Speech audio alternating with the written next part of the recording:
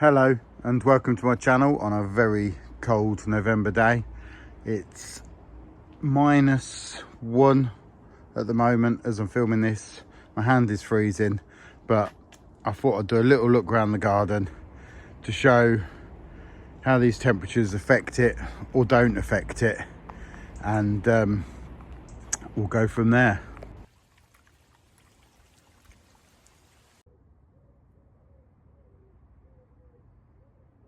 Last night was the coldest night I've had so far this year, and it was -1.5, so nothing to worry about for me whatsoever in the garden really, as most of my tender plants are in.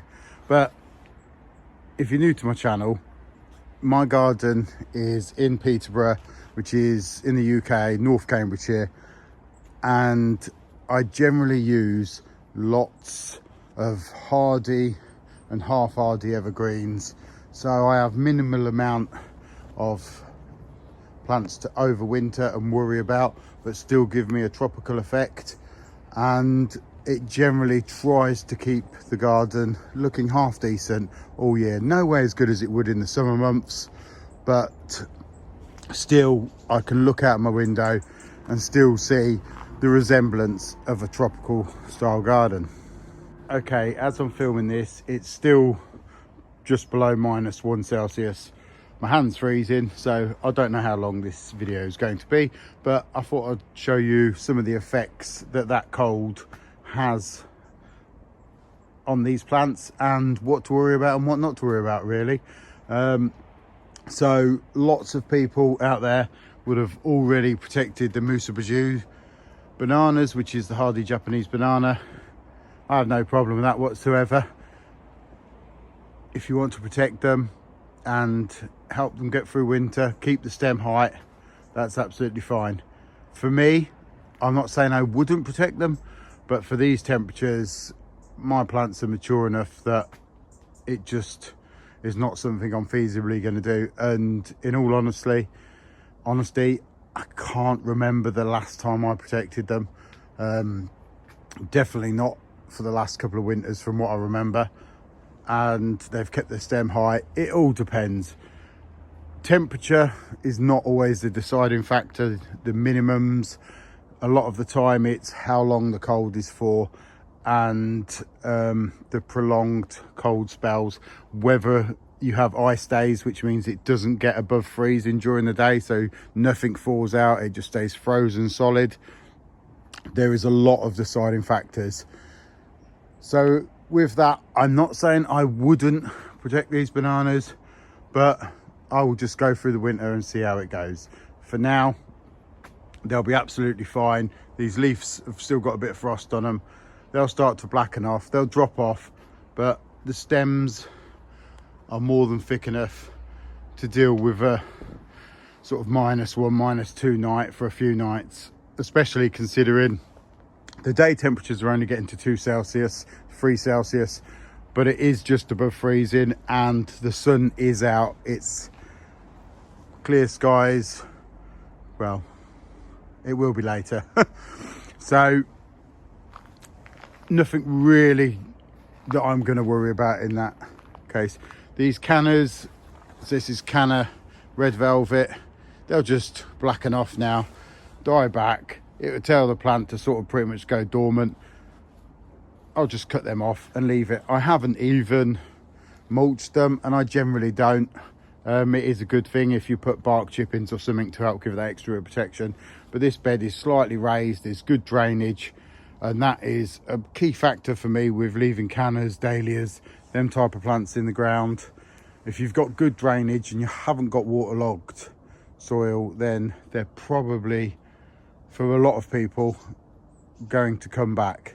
You just have to know your area, know your soil. But generally, a lot of these cannas can stay in the ground for a lot of people in the UK. If in doubt, put some bark chippings on and give it that extra bit of protection. And if you're really worried, lift them. But for a lot of people, you're going to have limited space. So you've got to pick and choose which plants can come in and which can't. And if they can survive outside, you may as well leave them outside, in my opinion anyway.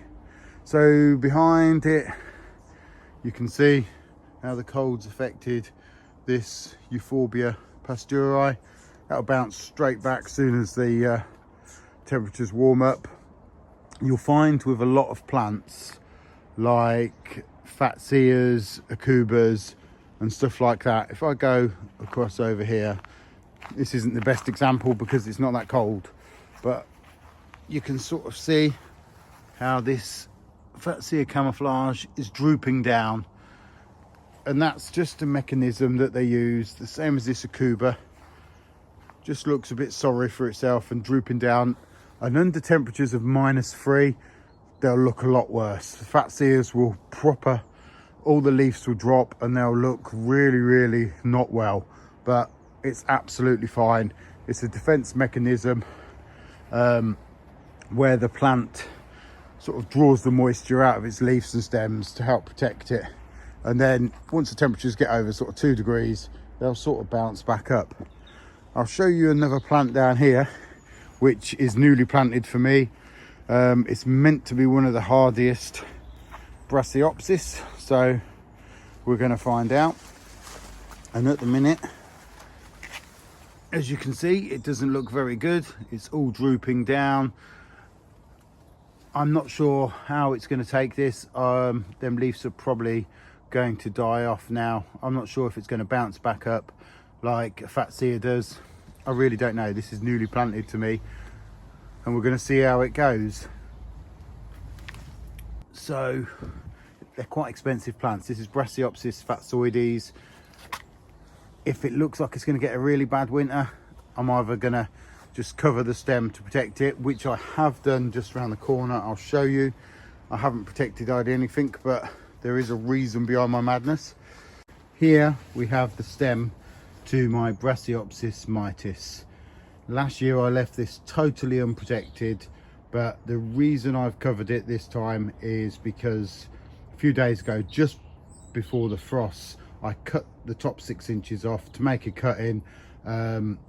Couple of reasons for that. I wanted a backup plant. Hopefully that roots and goes well. And also I like the idea of this being a multi-stemmed plant next year and having a few different growing points rather than just the one growing point going straight up. So temporary until this little cold spell goes, which is only a couple more days. I've just put some of this roofing breather membrane and some fleece around it, but I will uncover that again once the cold spell has gone. Right, let's go around, see what else. And this was a last minute thing, I did try to fleece and put pots on this Fatsea polycarpa flowers to try and protect them, because I would have liked some seed from them, but there was a windy day yesterday and it pretty much blew it all off. So the thing is with these flowers, once you get them to almost like a berry form, they'll get through, and you should by spring have blackberries and hopefully inside viable seed. But this is when they're at their most vulnerable, when they're just getting ready to flower. The frost can kill it off and then you will not get any seed, unfortunately. So hopefully this is going to be not quite cold enough that that they don't turn to berry, because I'd really like, this one was grown originally by me many years ago from seed, and I've not yet off this variety managed to get seed off my own plants since. So let's wait and see. Right, next we'll look at the tree ferns, Dicksonia antarctica.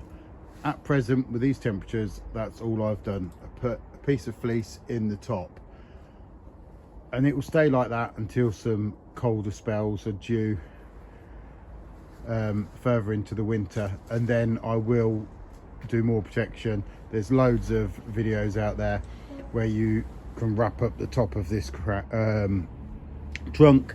That will happen, but at the minute I'll see how the winter goes. I don't tend to wrap anything up if I don't need to, unless temperatures are really going to be silly and could damage or kill the plants. I like to leave them as open, aired out and subject to the environment as I can for as long as I can. Some people out there are going to have busy lifestyles, not going to be able to get out there to do that and have the comfort of just wrapping them up beforehand. That should be fine in most cases, but for me, I try to do as little as possible, and then if I need to, I would take the measures to protect them as best I can nearer the time. Right, I'm going to have a quick look under my gazebo, which has turned into a little bit of a storage area for a few days. But the fact I've got this overhead cover, I'm using it to my advantage just to keep some of my potted plants dry just for a few days until it warms up again. So a good example of why it's good to keep these with some overhead cover is if you look at this Washingtonia robusta, which is in a pot. This is a leaf that is just outside the cover and probably had water dripping on it a couple of days ago when it rained, so it's subject, and you can see all the markings onto that leaf, whereas all the other leaves which are undercover are pretty much spotless compared to the one that was just slightly exposed. So if you've got a pergola with some covering on, if you've got a gazebo, some overhead cover, it's always worth just pulling some of these plants in, just give them that extra bit of protection and let the shelter take the worst of the hit from the frost and the damp. Cold and wet hurts a lot more plants than just cold, simple as that. Just go around here, you can look at how the frost has affected this Begonia, but that's totally hardy and will bounce back.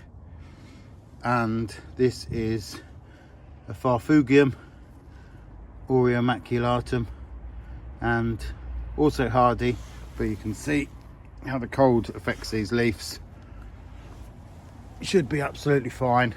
I probably will, if it gets much colder than this later in the winter, I'll probably pull them inside because they are in pots. Pots freeze through and can do a lot more damage than if these plants are in the ground. I've also, under here, temporarily, because I can't be dealing with all this mess, there is a lot of fleece and some of this Hessian. I think in America you call it burlap, I'm not sure. Basically, I had pots and pots full of cannas. I just quickly cut the top off, chucked the fleece over the top of them till I can find somewhere to store them all. It was a bit of a rush job because they were in pots. Obviously, they could have all froze through. Saying that, my Musifolia is still under this shelter in a large pot, and so is my Canna Thai Rainbow, which is also in a pot, but I did put a bit of fleece around the base to try and protect the rhizomes. I've got to dig them up, I've got to get them into the greenhouse or into somewhere frost free because they're in pots, like I say, and that makes them more vulnerable than in the ground. That is just my Musa sycamensis. I just cut the leaves off and chucked that under there. So apart from the mess and the madness under my gazebo, generally the garden's pretty much gonna stay like this now all winter. If we get real extreme weather, and by that I sort of mean -5 Celsius, prolonged cold spells, you know, a week of freezing days, then I will take further measures and I'll sort of put a video up for that. But I think what I'd like to say is, if you're new to this style of gardening, you're going to be really sort of, you know, worried about your new plants, your bananas, your cannas, your colocaceas, and rightly so. You know, it's your new passion, you're spending money on these plants. But if it becomes more of a chore than a pleasure to do this style of gardening, because you're worrying all the time about how you're going to protect this, or you haven't got anywhere to protect it, then hopefully as your passion evolves and your hobby evolves, you'll evolve your garden to become tougher and hardier, you know, and do a bit of zone pushing and do a bit of tender plants, but sort of work with our climate rather than always fighting it. So I think I'm going to leave it at that, because I am absolutely freezing. And any comments, you know where to leave it. A lot of people in the UK have had snow. They have had probably slightly colder temperatures than mine, but realistically in the UK, or if you're doing tropical gardening, colder climates, if you're getting -1s, -2s, that's pretty mild for our winter. And if they're going to worry you, you know, you have to sort of accept that that is always going to be the case, and try not to worry too much. Find plants that are going to cope with that a lot easier. Okay, gonna leave it at that. See you next time.